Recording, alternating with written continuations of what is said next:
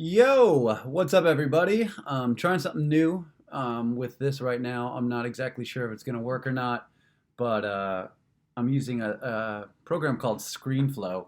And one of the things I've been trying to do with this is I'm trying to stay consistent and post videos as much as possible, just because I got a lot to say. I've got a lot of stuff out there, I've done a lot of stuff, been through a lot of things, and I kind of want to just bring it to the world. And in the process, as I've mentioned, kind of find my voice and do my thing. But the first handful of videos, I didn't get too techy or anything like that. I'm not a YouTube star by any means, but I am learning the ways of it, and I wanted to kind of find a way to bring my old photos to life, I guess you could say, and my old stuff. So today, I kind of want to talk about is the first investment property I ever bought. It was a $20,000 house in West Greenville, which, if you're not from this area, is kind of the hood, which you probably could have guessed for the whole $20,000 purchase price. Of that money, I put in like $200 of my own, like to get it at least. To actually buy that house, I put in $200. So we used some private lending.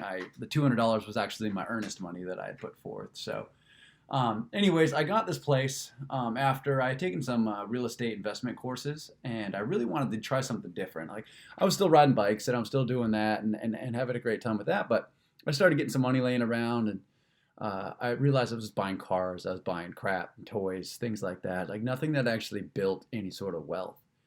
But what I wanted to do was kind of educate myself early on. I was starting to learn a little bit more about finance. I was had some friends that were in real estate and making real good money, and I said, man, I'm gonna do something like that. So I got my stuff into gear. I took a class. I learned a bunch of marketing techniques on how to find off-market properties for a good deal and this and that. And I sent out hundreds of letters to people, foreclosures, probates, divorces, and things like that. Like anybody that could maybe be in a hurry to sell a house, because the idea was you find somebody that's in a tough spot, you offer them cash, and you can, in a quick close, you can scoop it up pretty good. If you're not familiar with the real estate world, one of the best things about it is if you don't need the money at all, if the deal is good enough. If the deal is good enough, the money will find you. And that's what I learned really quick. So again, this was only 20 grand. I didn't have $20,000 laying around, but I could find it if the deal was good enough. So the lady who was selling it, she responded to one of my letters. She wanted, I think, 30,000 for it, and I came at her. I said, I can give you 20. We can close by this date, blah blah blah. And she's, no, I'm not going to do it. The lowest I could do was 25. So I said, all right, well, let me know if you ever change your mind. So tax season came around about a month later. This is beginning of April, and she said, all right, well, we'll do 20 if you can close by the 15th, April 15th, which is tax day. So obviously she was in some tax trouble. She needed some money to cover it, and she wanted to dump this property. So I was like, cool. I did it. I had no money. I didn't have $20,000. I told her I was going to do cash. I was going to get it done in 2 weeks.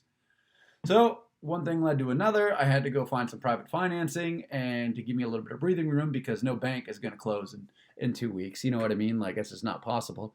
So I found some private money. I bought the house and I refinanced it later. So I put the $200 in on my own money with the realtor, and got this house. It was my first investment property. I had no plans to live in it, no plans to do a whole lot with it other than fix it up. And well, actually, I inherited two tenants, one upstairs and one downstairs. It was a duplex. The upstairs tenants were absolutely just the worst people ever. Or the upstairs tenant was actually good. The downstairs was the worst people ever. Like, just super privileged, victim mentality. Everything was somebody else's fault kind of thing. And of the four tenants I think I had in the 3 years I had the place, they were all basically the same person. Just the same family that moved in, the same shitty people. Everything was my fault. One time I had a lady tell me that, what would I know? I just got all my money from my parents. And I said, first of all, I don't have a lot of money. Second of all, the money I do have, I didn't get from my parents. I did it from doing this stuff, and it was almost like they got upset with me because I expected them to pay rent on time. Like, lady, I don't know what to tell you. I have to pay my bills on time. This is a business. I got bills to pay. But thankfully, the lady upstairs, or the guy upstairs, he paid his rent on time and kept me covered during the rough lean months downstairs. So what I'm going to do is I'm going to talk to you a little bit about what I did with it. Like, my whole plan was to fix it up eventually, but the tenants I had downstairs were still in there when I bought it, so I couldn't fix it up. And the downstairs was gross. So let me go ahead and show you the outside first and foremost. So this was the outside. This is kind of what we were looking at. It was kind of a neat house for the most part. Like it had a cool design to it, and it was an allure, and it was different than everything else on the block. So that's what I liked about it first and foremost. If you see right there on the right, that's the stairs that go up to the upstairs unit, and then right here is all one unit, and then down here is the bottom unit. So obviously this needs some landscaping, some pressure washing, and all that stuff. But let me show you the rest of it first, because trust me, you're gonna love this. So this was the other side of it. If you're looking to the left or walk to the left of that first photo, you can see that was after some pressure washing. Did a little bit of magic there.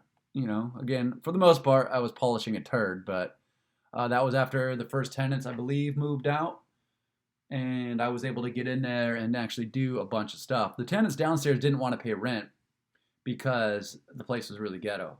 Oh, check this out. So this was the after I moved all of the stuff they left for me. And this is the lady right here. Her and like 17 of her kids lived in this bottom part.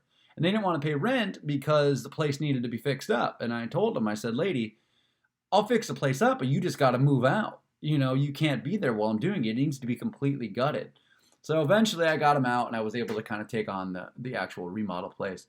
This is Jimmy. This is a good friend of mine, family friend that helped out with the whole remodel. Again, I didn't know what I was doing, so he came down and helped me out quite a bit to kind of get, take off and to learn the ins and outs of it. This is my friend Matt, good buddy of mine. He helped out a little bit here and there too. This story right here was Jimmy. After he was basically defeated by the upstairs door, he ended up having to cut this bottom 3 or 4 different times to make it fit with the upstairs. It was like some custom fit door, and he was not happy when this picture was taken. So that was kind of the outside.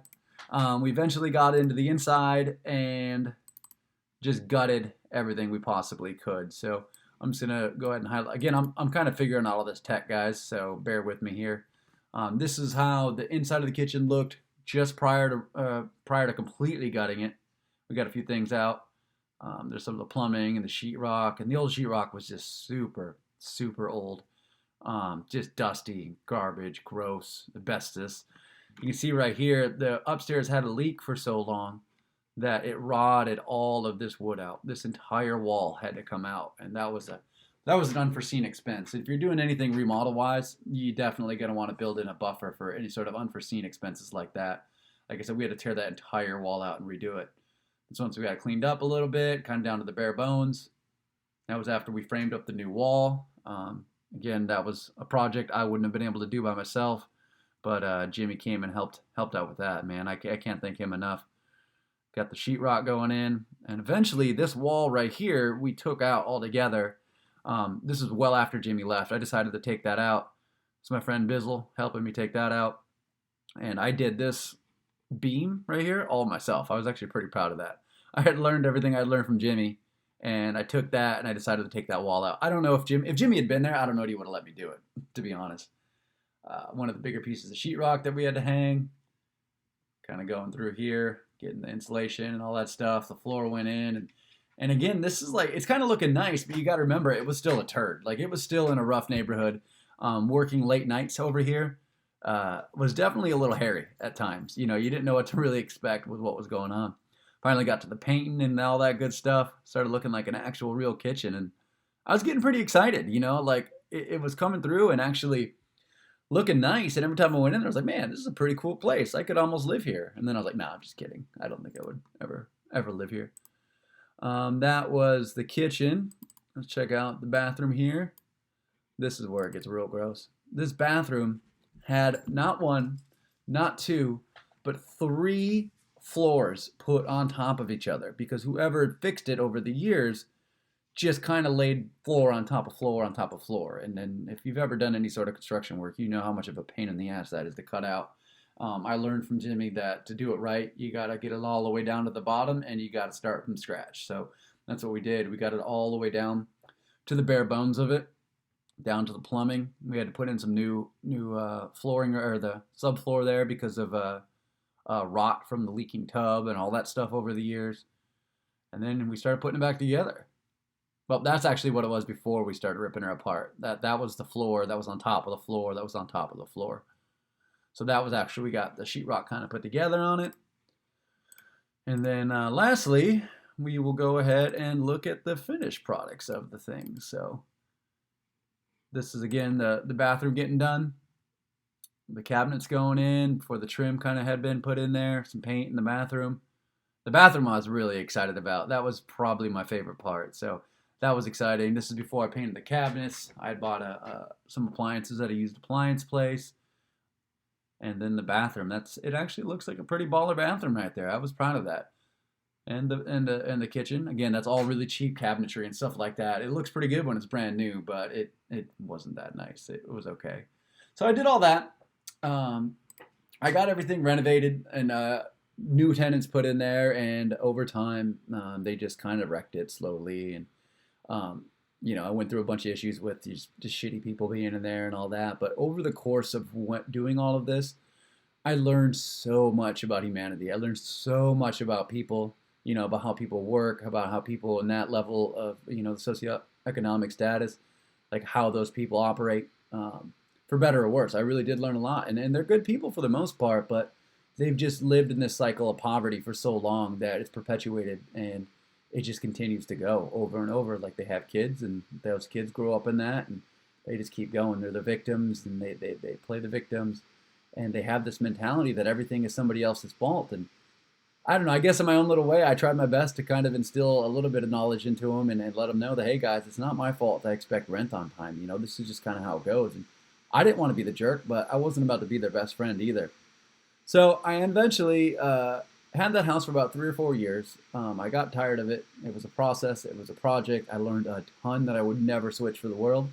And then from there, I cashed out of it, sold it, made a few bucks, and bought the house that I'm currently sitting in right now. So I'll save that for another post.